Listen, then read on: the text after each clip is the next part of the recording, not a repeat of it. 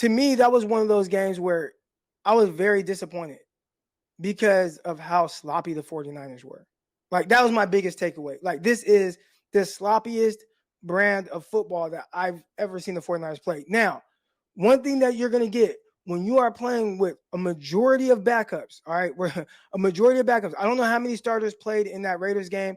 Very few, if any at all. Isaiah Oliver, but then, we're going to talk about him. I don't know if he's going to be a starter. But for the most part, it's all reserved. So there's going to be a drop-off in the, just execution of plays. Like, that's why guys are backups.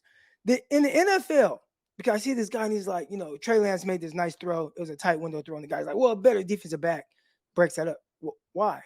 The tight coverage is tight coverage. The margin between, or the space between, like, a starter and a backup in the NFL is not an ability issue.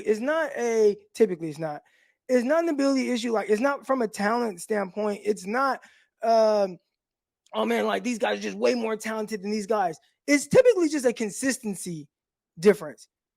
That's usually what the difference is at that level.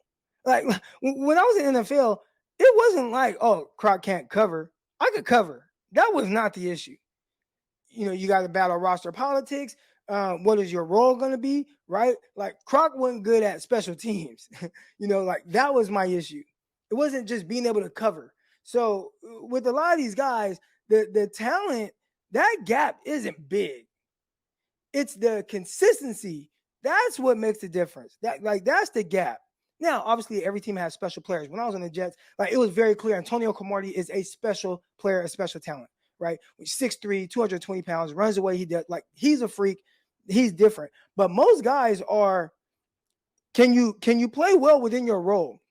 And the guys that don't make it, like myself, you don't play well within your role, and there's a lack of consistency with that, but not from the standpoint of guys that just can't play. So when I watched that game, and there's not a lot of starters out there, the things I was looking for, or I noticed, were the things like that you could control. And there were, I want to say, Sam Darnold, his first drive, I believe it was. I want to say his first couple plays, Sam Darnold, again, this is the Raiders game, there was a illegal formation, like 2 of them on the same drive down there, back-to-back plays. Like, that's ugly. A lot of times that falls on coaching. All right. There were several holding calls on special teams. The special teams has been atrocious. All right. The special teams has been atrocious. I was very upset by that. There were several holding calls. I mean, watching that game against the Raiders, there was such this lack of, like, discipline within the team. You got to be able to execute. It's not even so much about winning or losing in the preseason game, but what are guys doing well, what are they doing, and what's, like, being coached up, etc. Why is it that the Baltimore Ravens, no matter who they put out there, are able to win preseason games? What, they've won 26 straight preseason games? All right. I want to say it's like 26 straight preseason games. Again, that doesn't mean that they're going to be this great regular season team. And that Raiders game doesn't mean the 49ers are going to be a bad regular season team. But just from the standpoint of, like, coaching, how well are you coached up? What are you leaning on? The 49ers showed, like, man, this group, we did not have them ready to play. And I was a little disappointed by that, watching it live. Very clunky, very up and down, hit and miss, and, obviously, like, I know a lot of people focused on the quarterback play, but for me, overall, it was just the 49ers did not look ready to play football. And I was very disappointed by that. So that's that game. So now heading into the Denver Bronco game, I was more so looking to see, do they fix a lot of those issues? Because you don't want those things to start to become like who you are, like trends. We don't want to see that. We want to see the 49ers execute, be one of the least penalized teams in the league. Think back to some of the bad games the 49ers had, right? A lot of people talk about week 1 against the Chicago Bears. 49ers played in the monsoon. They say, oh, it's the monsoon.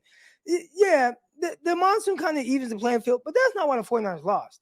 The 49ers committed over 100 yards of penalties. The 49ers committed terrible defensive penalties that kept the Bears on the field that led to 2 scores. Right? And I know you want to talk about, Trey Lance, he lost to this team. The 49ers were very undisciplined in that game. And those penalties cost them. You can't be undisciplined. Now, You saw 49ers go on a run. So clearly they fixed some stuff. And I'd be curious to see down the stretch how efficient the 49ers were from a penalty standpoint. Did they fix a lot of those things? Because if they did, you might see a direct correlation as to why they were able to win. Now, think of the game they lost. The last game the 49ers lost to the Philadelphia Eagles. That last game, they lost to the Eagles in the championship. I know, 49ers down bad. Your starting quarterback, Brock Purdy, gets hurt. Johnson gets hurt. But you know what? That wasn't even the biggest issue. The biggest issue, the penalties. There were what, 3 drive penalties that kept drives going early in that game that led to scores for the Eagles? It's typically going to be that, like for the 49ers, because they're a very good team. So how well are they going to be coached? Are they going to be disciplined? Or are they going to be doing everything right? If they're doing those things, they're going to win a lot of freaking games, a lot of games. All right.